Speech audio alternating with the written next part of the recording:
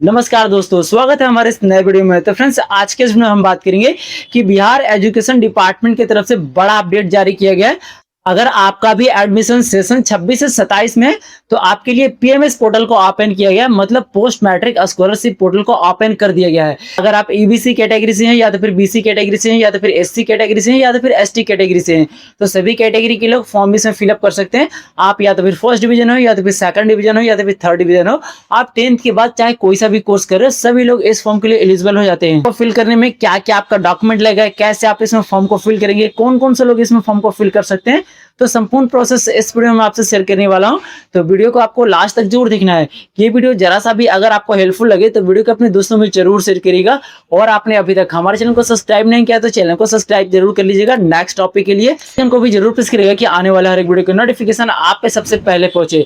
तो इसके क्राइटेरिया को समझने के लिए हम लोग चलते हैं अपने कंप्यूटर के स्क्रीन पे, क्योंकि इसके वेबसाइट पे ना कुछ चेंजिंग लाया गया है और इसके डॉक्यूमेंटेशन में भी कुछ चेंजिंग किया गया है। मैट्रिक स्कॉलरशिप को फिलअप करने के लिए आपको आ जाना है पीएमएस के इस नए वेबसाइट पे। अब वेबसाइट में ना कुछ चेंजिंग किया गया है और इसके डॉक्यूमेंट में भी कुछ बदलाव किया गया है और इसके रजिस्ट्रेशन प्रोसेस में मतलब सारी चीजों में इसका बदलाव कर दिया गया। ठीक है, तो देखिए सबसे पहले हम ये समझेंगे कि इसमें ना डॉक्यूमेंट आपको क्या क्या लगने वाला है, कौन कौन से लोग इस फॉर्म के लिए एलिजिबल होंगे, सेशन आपका क्या होने वाला है, तो सारी चीजें हम इस वीडियो में आपको बताएंगे। आवेदन करने का तिथि आपको यहाँ पे बताएगी कि 15/7/2026 से आप इसमें आवेदन कर सकते हैं और 15/9/2026 तक इसका लास्ट डेट रहने वाला है। किस किस सेशन के स्टूडेंट इसमें अप्लाई कर सकते हैं, तो 26 से 27 जिस भी स्टूडेंट का सेशन होगा आप इस फॉर्म के लिए एलिजिबल हो जाते हैं।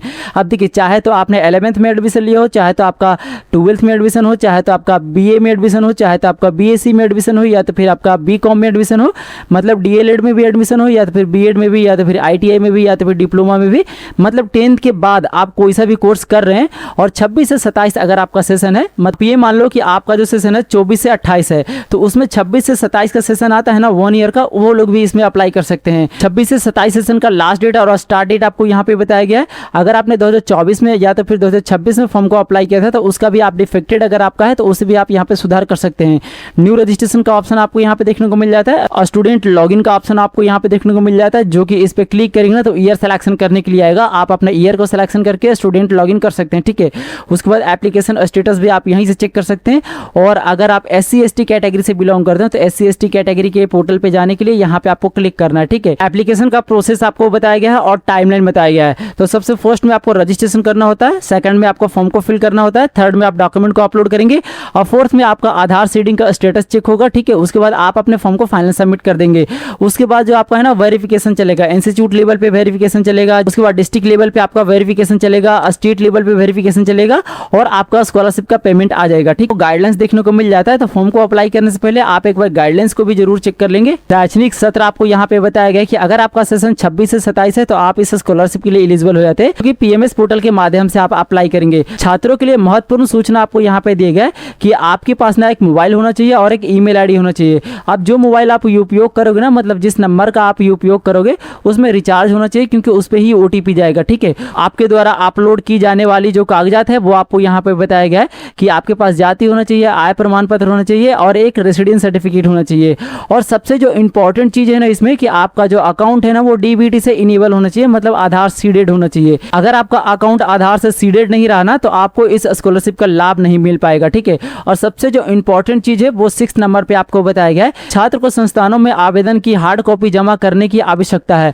मतलब जो इस पे आप आवेदन करेंगे ना, आवेदन करने के बाद जो आपको प्रिंट मिलेगा वो आप अपने इंस्टीट्यूट में ले जाकर जमा करेंगे। जब तक आप इंस्टीट्यूट में जमा नहीं करेंगे ना तो आपको यह स्कॉलरशिप नहीं मिल पाएगा। इस चीज को आपको ध्यान में रखना है। अप्लाई करने में जो आपका डॉक्यूमेंट लगेगा वो आपको यहाँ पे बताया गया है कि स्टूडेंट के पास एक आधार कार्ड होना चाहिए जो कि वैलिड होना चाहिए। ठीक है, अगर आपका आधार कार्ड सस्पेंड रहा तो पहले आप उसे वैलिड करवा लेंगे, उसके बाद ही आप इसमें अप्लाई कर पाएंगे। आपके पास एक इनकम सर्टिफिकेट होना चाहिए जो कि 2 लाख से कम का होना चाहिए। अगर आपका इनकम सर्टिफिकेट 2 लाख से ज्यादा रहा तो आप इसके लिए एलिजिबल ही नहीं हो पाएंगे। आपका जो इनकम सर्टिफिकेट का इशू डेट रहेगा ना अप्रैल 2026 के बाद का होना चाहिए, तभी आपको स्कॉलरशिप मिल पाएगा।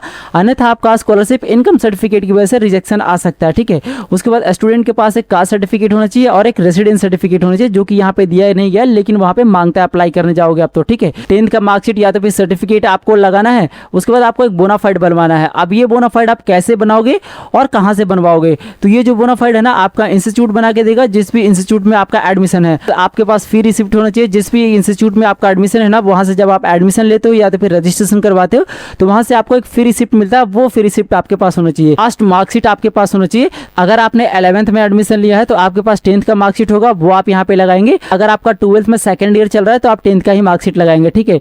और अगर आपने ग्रेजुएशन में एडमिशन लिया है तो आप 12th का मार्कशीट लगाएंगे लास्ट ईयर की जगह पे। बीएड का स्कॉलरशिप फिलअप कर रहे हो तो आप ग्रेजुएशन का लास्ट ईयर का मार्कशीट लगाएंगे यहाँ पे, ठीक है। अगर आप आईटीआई का स्कॉलरशिप फिलअप कर रहे हो तो आप 10th का ही मार्कशीट लगाएंगे यहाँ पे। और अगर आप डिप्लोमा का स्कॉलरशिप फिलअप कर रहे हो तो आप ये देख लेंगे कि डिप्लोमा ना आप किस बेसिस पे कर रहे हैं, जैसे 10th की बात कर रहे हो या तो फिर 12th की बात कर रहे हो, तो उसका लास्ट ईयर का मार्कशीट आपको यहाँ पे लगाना है। स्टूडेंट का फोटोग्राफ्स आपको यहाँ पे लगेगा। जो बैंक है ना वो आधार से सीडिंग है, जैसे कि मैंने अभी आपको बताया, वो आपको चेक कर लेना है। अगर आप SC ST कैटेगरी से बिलोंग करते हैं तो यहाँ पे आपको ऑप्शन मिल जाता है SC ST पोर्टल का, इस वाले ऑप्शन पे आपको क्लिक करना है। सेम तरह से आपका SC ST का भी पोर्टल को डिजाइन किया गया है। स्कॉलरशिप में आवेदन करने का सेम डेट आपको SC ST को भी मिल जाता है। न्यू रजिस्ट्रेशन करना है तो यहाँ पे आपको एक ऑप्शन मिल जाता है। उसके बाद स्टूडेंट लॉगिन का भी आपको ऑप्शन मिल जाता है।